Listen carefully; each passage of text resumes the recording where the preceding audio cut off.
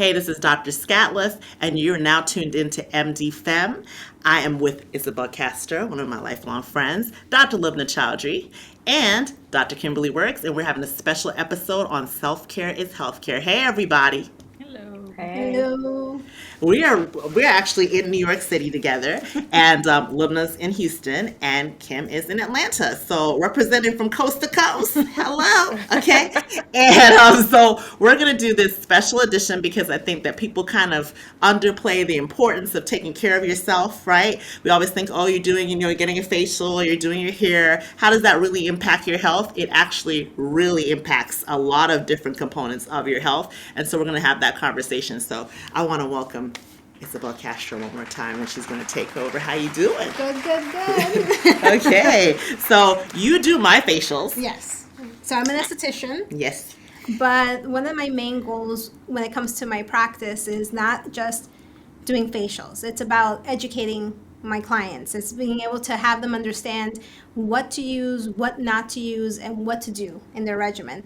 But a lot of it's impacting their regular day lives. A lot of clients have told me, Isabel, you've changed my life. I'm so much happier. I'm more confident in my skin or my body, or just overall, because a lot of people don't understand certain issues they've had for a very long time, and it makes them self-conscious. So just that little change does make an impact in their everyday life. So that's one of my main goals. Okay. So one of my main goals is self-love and self-care from top to bottom. I think we need a second for everybody. Hug yourself right now. Everybody. Right. Let's give yourself a hug. Oh, yeah. All right. Okay, so a little bit of self-love. So no, seriously, I never used to get facials, okay? It's actually Lumna who encouraged me to start getting facials, okay? And then when Izzy became a esthetician, I was like, well, okay, let's go. And it's a complete 360 in my skin, okay? So as Black women, Kim can relate to this, and you chime in anytime, okay? Finding products for us is very difficult, okay? There's a lot of products out there that want to push bleaching, And them a bleach out them skin. okay? And lightening up our colors and so forth. I love my chocolate.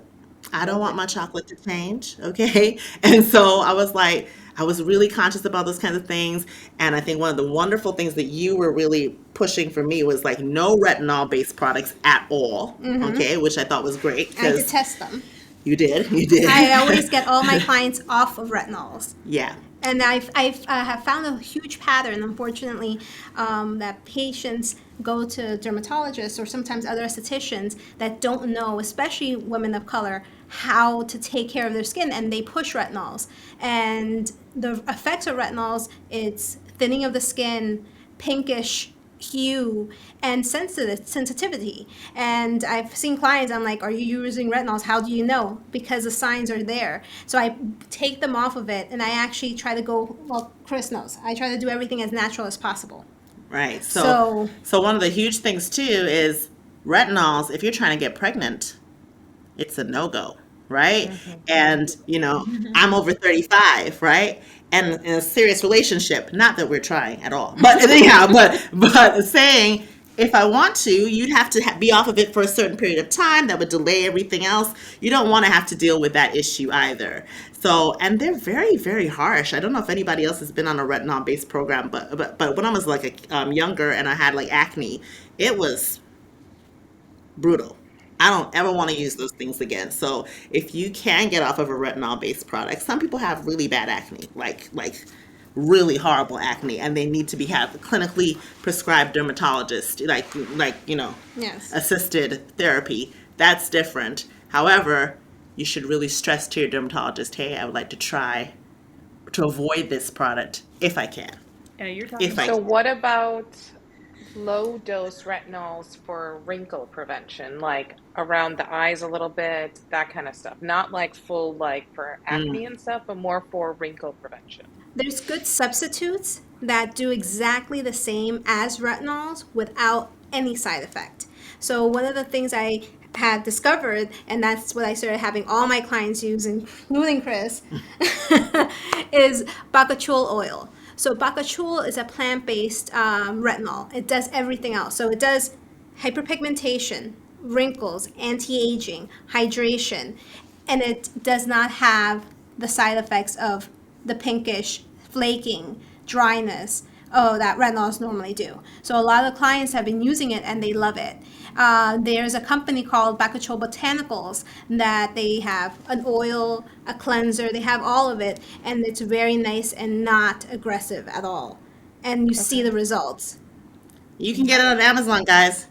Amazon. You might want to, I Okay. don't know how to spell that, so you might want to, Oh, I'm gonna spell it out for you right now. I was just gonna say it. Bakuchiol.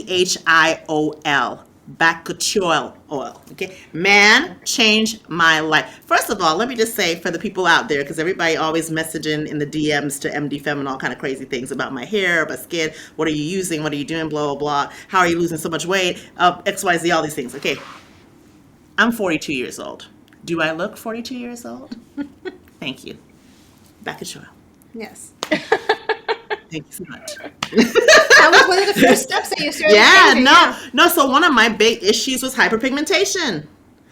Like having darkening in these like sun exposed areas. First of all, or acne. okay, we're on the common yeah, prior acne from like our teenage years, and then not using sunscreen because we think black don't crack. Look at those wrinkles. Blacks do crack. And I used to Stop think that it for a very long time, for for not a very long because that's what time. we were all taught. But as I'm now educated in medicine, we all need sunscreen. But when I was younger, I used to go around saying I didn't need sunscreen. I didn't need sunscreen. But I remember I went skiing somewhere, and the sun hit the sun hit the snow, and this I was dark all under my shade. That's when I Yeah. realized, and it was dark and it was peeling and so forth. And that's when I started to realize, then going to school and stuff, that we also need sunscreen because I didn't know that growing up. Yeah. Listen. I grew up in the islands, the Virgin Islands. Okay, 95 degrees in the shade. It's the actual song. Okay, and burned but thinking, oh, it's just I was out in the sun too long. That's all it was. It's not really a burn. I'm peeling, people. I'm peeling. Okay, no, that's not a burn. Never any sunscreen. Okay, And also in every season. in every season, People always exactly, think only summer. Every No. day. So what are exactly. your thoughts on sunscreen and like your tinted moisturizer and stuff like that? Like the combination versus the separate? Well, it's great, especially for people that have a difficult time kind of wearing the sunscreen. It's a nice way of like tricking to a certain extent someone to use it. So I think it's great. The only thing is that obviously it's only 15. So 15 is okay, but not ideal. Ideal is 30 and up. If it can at least be 30, then that's always better. So here's my question for you, because the 30s and ups are thick, white, cakey. They don't really blend into our skin so much, So do you know any that you would recommend for our darker toned sisters and brothers out there that want some recommendations? There are a couple of companies that are working on that. Actually, the sunscreen, what did you think of the sunscreen we used yesterday? I loved it. What's Yep, that? What's and that? it's from Image Care. Okay. So Image is a more professional company, and that's the thing. Unfortunately, if you do have to invest, and like anything in life, nothing is easy, and you have to somewhat invest a little bit just to take care of yourself. So yes, you have to spend a little bit more on that product, but it makes a huge difference. So Image Care is a little bit more expensive, but now they not only is it that sunscreen not only does it protect against UV, but also the blue light from your phones and for digital aging, which is something that people are forgetting. The blue light from your phones? The phones? Wait, the phones are giving us. Wait, what?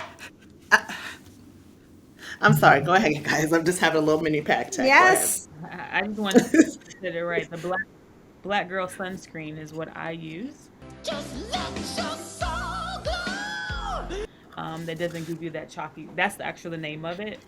Black girl sunscreen. That's one. And then I wrote a blog for my clients with some Yeah. other ones that I can't remember right now, other than Black girl Yeah. sunscreen. Maybe because the title speaks to me. But that's good. And I got it from Target, so that's a good one. Okay. Even when I'm out Okay. So if you want to check out that blog by Dr. Works, it's on our website, www.mdfem.com. That's mdfeme.com, okay? And it was a really good article. She gave a lot of different examples because that's our problem. When we put on sunscreen, it's white, it's thick, it's chalky, it leaves a residue, and that's why we don't do it, because we're like, oh, look at how I look. I look crazy out here in the streets. And, you know, we always about the ashy, right? You don't want any white residue on your skin, right? You don't want anybody hitting you with, oh, you look a little ashy today. You don't want that, right? So that's why we don't do it. Actually, so it's not enough SPF. I don't think it's enough SPF, but Fenty's brand, I liked it for a long time. It got me into the process of using sunscreen every day, but it's not enough SPF. It's not enough SPF, yeah. and unfortunately, you have to find what's right for you, Right. what fits you. But the main goal, obviously, is the right ingredients, and that if it's actually going to work. For me, Fenty didn't work because I actually, I would put it too close to my mouth and I would feel it. I would taste it. Oh, you would taste it. And I'm very sensitive to smells and taste, so I was like, no, this is not working for me. So wait, Liz, what were you going to say prior to So that? I love and I was going to ask you mineral-based sunscreen. So I use SkinCeuticals. It's 50, and it's a mineral-based one. So, and it has a little tint to it, but I feel like it blends. So Okay. and it doesn't have that like greasy type of feel to it. Oh, Yeah, okay. SkinCeuticals is a very good company. It's another more professional, medical-based aesthetics company. It's a very good one too. So I guess the message here for sunscreen is you're going to have to put a little bit more money into it, eh? To get a high quality product. Okay, so that's and then, you know, while we're talking about the sun, hydration, water, water, water, water, water, water, water, water. Please drink your water. Okay, I love folks telling me, oh, you know, I'm using Vaseline. My grandmother used Vaseline. Everybody used Vaseline. Look at how soft my skin. Vaseline does not hydrate. No. I want to just put that out there. It does not. It actually pulls moisture from your skin. No, no, no. Okay, so Wait, I know can I tell you like Yes, a go little ahead. thing that I started using?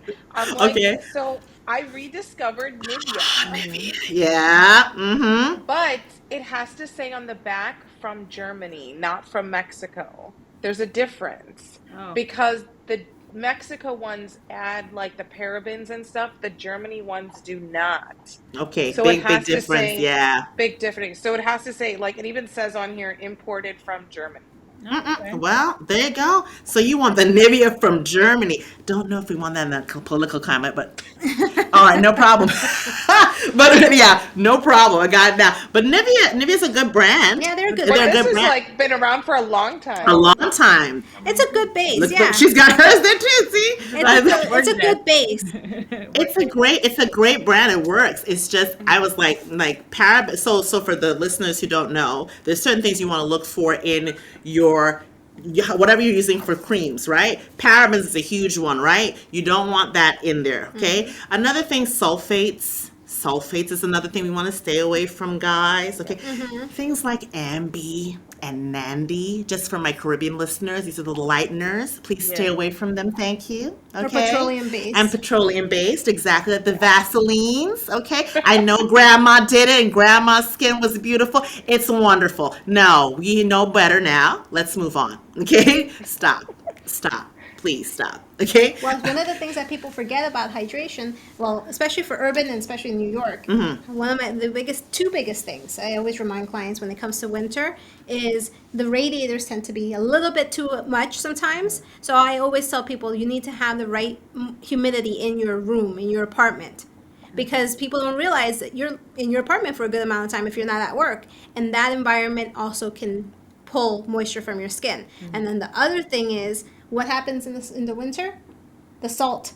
Yeah. Because they start putting salt for the snow, and you're walking in the environment. The air is pushing that salt onto your face, and what is salt doing? Pulling out the moisture. Yeah. So I always tell my clients when they get back home, wash your face. One of the first things you do, wash your face to get that salt off. Yeah. I never thought about the salt part. But I never thought of the salt either. That's like, good Lord, it's everything. Okay, so tell people, I'm like it's a battlefield. It's a battlefield. No more salt in Houston. I'm not in Chicago No anymore. more. No more Jersey. Well, this is my thing. Well, in Houston, it was 103 one of these days, like a couple weeks ago, right? And I was outside, and I was like, "Holy Ghost, is the devil out here? What's going on?" I was like 103 degrees. So at that point, I'm like, first of all, you should be wearing something to cover yourself and to shade yourself. You should have on your sunscreen. You should have on protective eyewear. You should be drinking your water, okay? And if you don't need to be outside, you should not be in the direct sunlight for a certain period of time. Heat stroke is real, okay?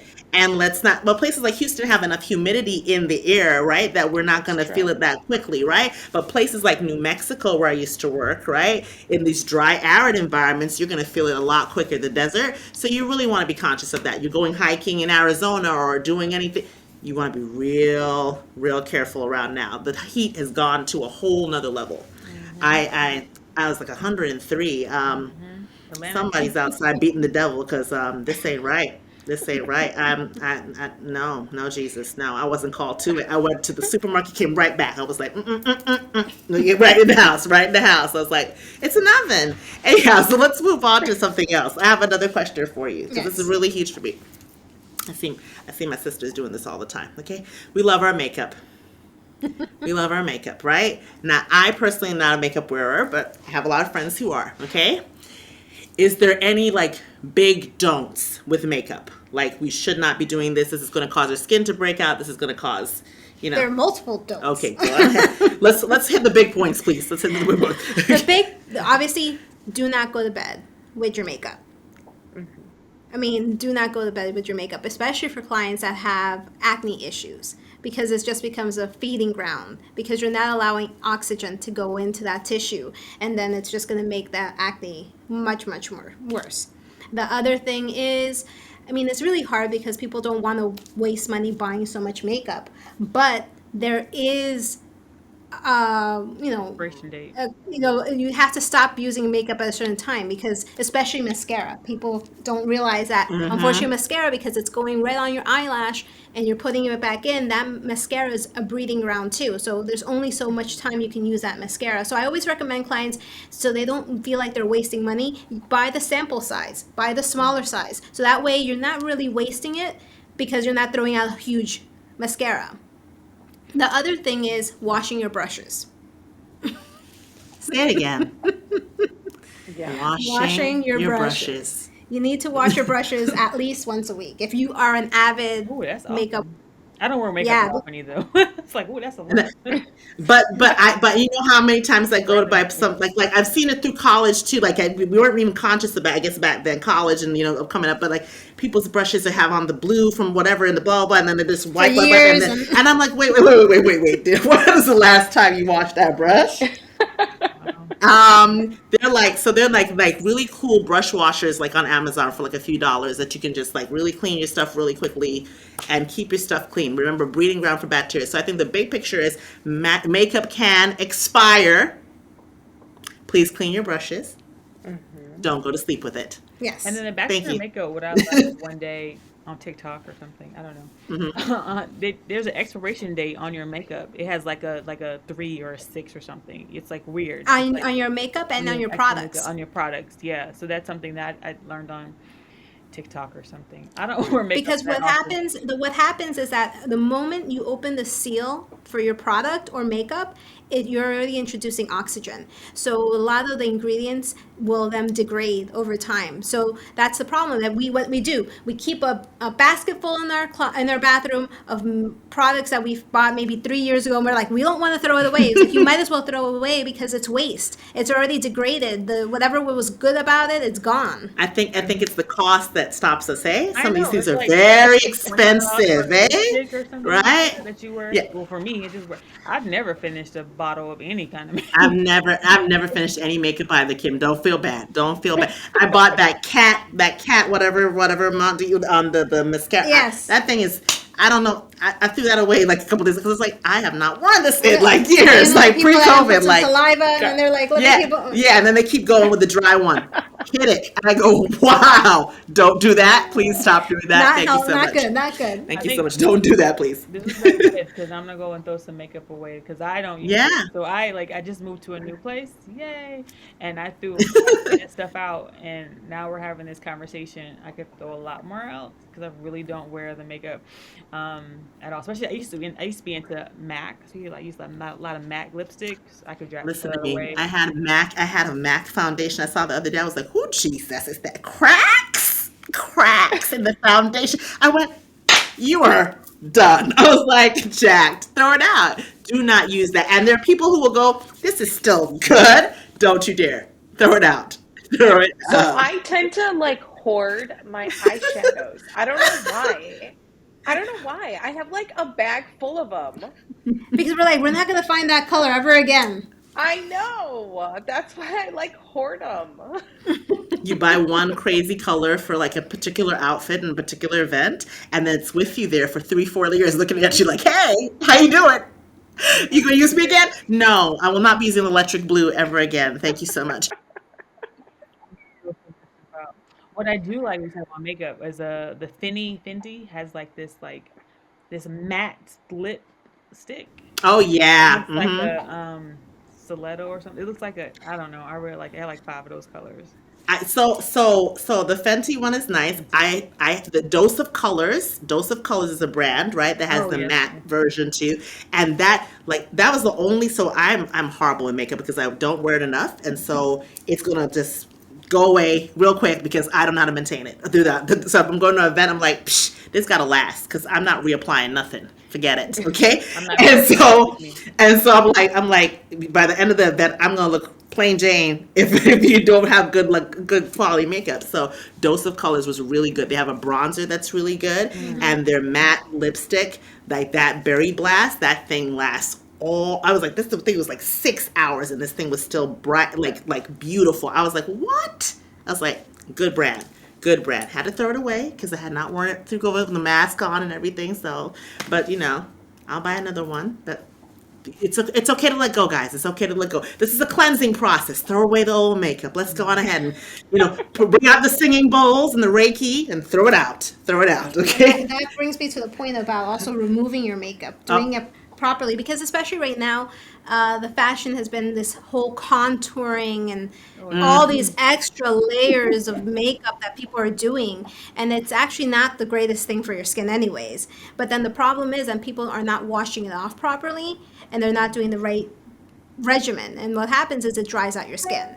So one of the things that when our parents, our grandmothers would use, and we made fun of for a while, was the cold cream. Remember? They're oh like, "Oh my God, God. the cold cream," I and then remember the Pond's cold cream. Do you remember it? It's the I do green remember top my with the grandmother white used to bottom. sell and everything. Ooh, It old was school. cold. but the thing is, they were actually right. They were actually right, because the reason people stopped using the cold cream is like, oh, it leaves your face that kind of oily. It's actually the best way to remove your makeup, because what happens is, because it's an oil base, it removes it better without so much soap, basically. And then you basically take that off first, and then you use a more soap-based foamy cleanser afterwards, and that's much healthier for your skin. Okay. So the Natrium has a oil-based makeup remover. So basically, it feels kind of oily. Afterwards, you're kind of like, oh, it feels kind of oily. But then you use a more of a foam-based uh, makeup remover, and then it just cleans everything up off. You're listening to the MB Femme podcast. Stay tuned for part 2.